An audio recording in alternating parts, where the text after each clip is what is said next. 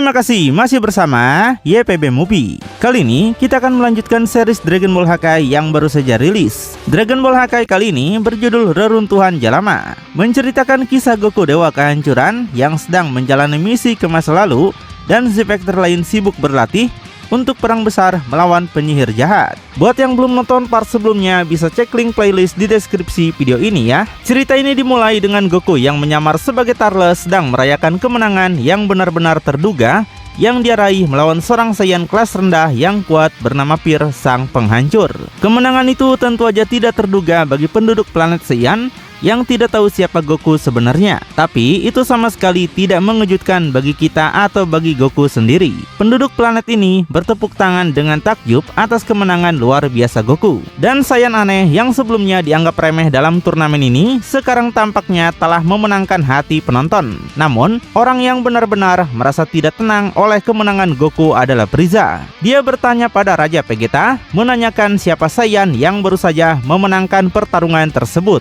Dia memberitahu Raja bahwa dia ingin segera tahu siapa pria ini. Raja Vegeta yang merasa sedikit tidak nyaman karena dia tahu Frieza terganggu, mengatakan bahwa orang ini bernama Turles dan memberitahunya bahwa dia bukanlah seorang prajurit dari tentara Saiyan. Frieza memberitahu Raja bahwa pria bernama Turles ini memiliki kekuatan tempur yang jauh lebih rendah daripada lawannya sebelum pertarungan. Namun, meski begitu, dia berhasil memenangkan pertandingan dengan satu serangan tunggal. Frieza ingin Raja menjelaskan hal itu. Perlu diingat bahwa pada saat ini, baik Frieza dan tentaranya maupun para Saiyan sendiri begitu mempercayai kekuatan tempur yang diukur oleh skuter, jadi Frieza mengira Kapten Pir akan mengalahkan Goku dengan mudah. Jelas dia terkejut dengan apa yang terjadi dan pasti cukup marah karena skuternya entah bagaimana tertipu. Tapi masalahnya adalah bahkan Raja Vegeta sendiri tidak memiliki penjelasan yang baik untuk hal ini. Dia cuma memberitahu Frieza bahwa Turles tinggal di tempat yang tidak ramah di planet tersebut yang disebut Gurun Kegelapan, sebuah wilayah yang dihindari semua orang.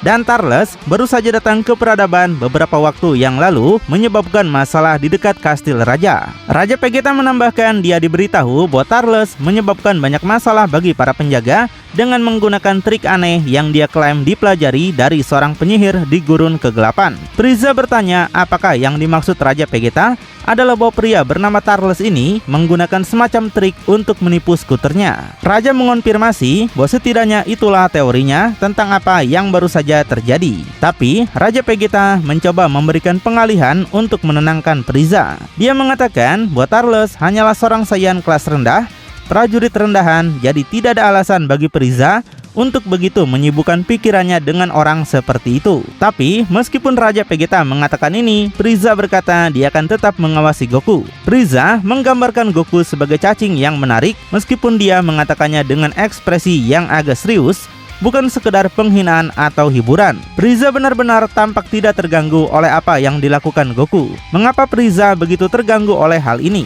Apakah hanya karena Goku menipu skuternya atau ada sesuatu yang lebih besar yang sedang terjadi? Melihat Frieza benar-benar kesal tentang masalah ini, Raja Vegeta menjadi sangat marah karena Goku telah menarik perhatiannya. Menarik perhatian Frieza adalah hal terburuk yang bisa dia lakukan, dan di atas itu semua, Raja sendiri juga sangat penasaran apa yang sebenarnya sudah terjadi. Bagaimana Goku berhasil menipu skuter Frieza? Mengapa Frieza bahkan ada di sana? Ada begitu banyak hal aneh yang terjadi, sementara semua permusuhan ini berlangsung di luar karena dia. Goku kembali ke ruang ganti dan tentu saja semua orang di sana cukup terguncang karena dia juga. Ketika Goku mengumumkan bahwa dia telah kembali, dia menemukan tim Bardock sudah menunggunya dan mereka tidak terlihat senang sama sekali. Goku bertanya apa yang terjadi dan Pasha melangkah mendekatinya, menatapnya dengan tatapan yang agak menuduh.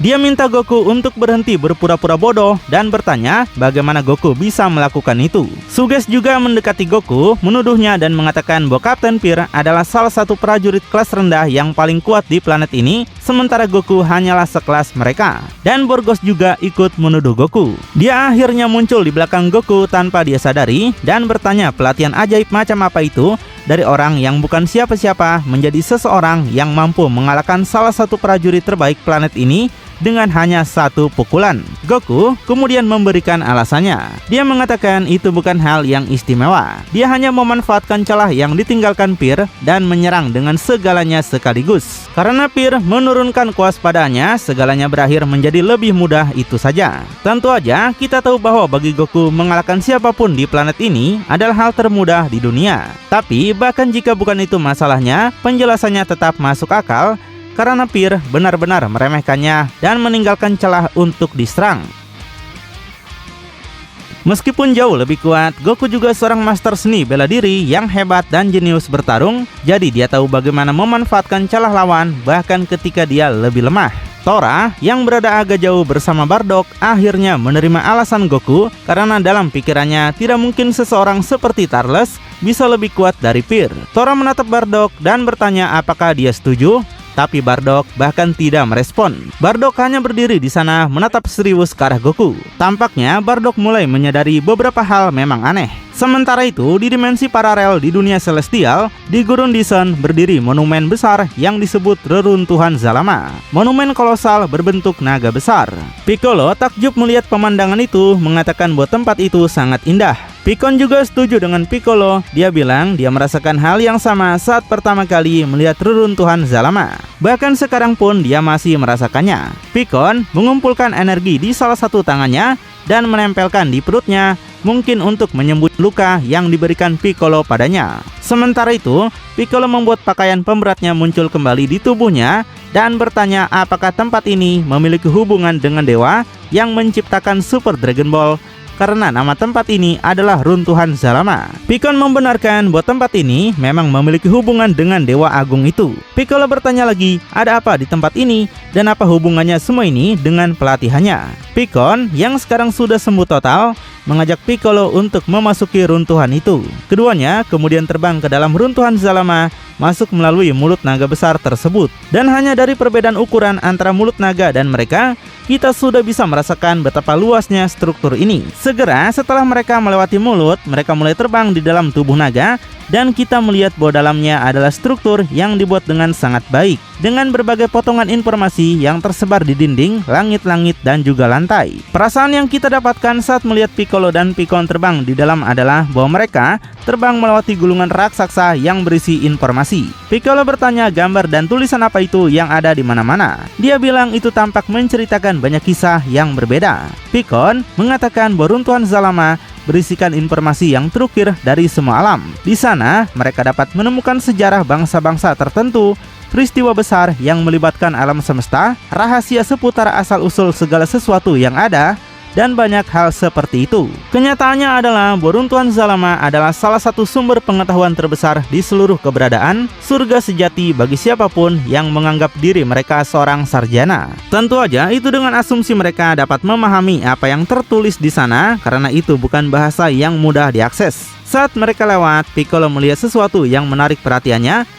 dan segera menghentikan terbangnya. Dia mendekati salah satu dinding untuk melihat lebih dekat, dan pada saat itu dia pun terpaku. Piccolo menemukan ukiran di dinding yang memiliki gambar yang sangat mirip dengan planet Namex dari alam semesta ketujuh, dan satu lagi yang tampak sangat mirip dengan kapal Frieza. Jadi dia bertanya kepada Pikkon dengan tidak percaya apakah serangan tentara Frieza di Namek benar-benar digambarkan di sini. Dan untuk membuatnya lebih terkejut lagi, tepat di sebelahnya dia melihat gambar pertarungannya melawan Frieza dalam wujud keduanya di Namek setelah dia bergabung dengan Nile. Dan tepat di samping itu juga ada ukiran pertarungan Super Saiyan Goku melawan Frieza. Seolah-olah seluruh sejarah bangsa Namek tercatat di tempat ini. Pikkon langsung membenarkan hal itu. Dia memberitahu Piccolo bahwa seluruh sejarah bangsa Namek ada di Runtuhan Zalama, termasuk sejarah baru-baru ini. Dan bukan hanya sejarah bangsa Namek, tapi juga Dragon Ball. Tampaknya tempat itu merekam sejarah secara waktu nyata atau real time. Piccolo sangat terkesan. Dia bilang dia tidak pernah membayangkan tempat seperti ini bisa ada. Pikkon lanjut berjalan, minta Piccolo untuk mengikutinya, dan mengatakan ada lebih banyak hal untuk ditunjukkan kepada Piccolo. Piccolo penasaran kemana mereka akan pergi. Pikkon bilang mereka menuju ke ekor naga, di mana jawaban atas perjalanan Piccolo berada. Piccolo dan Pikkon kemudian tiba di semacam ruangan yang pada awalnya tampak kosong, tapi tampaknya di ruangan inilah jawaban atas jalan akan diikuti Piccolo ditemukan.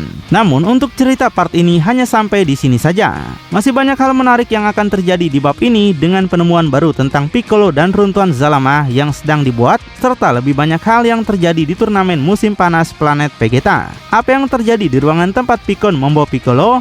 Dan apa hubungan antara runtuhan Zalama dan Piccolo?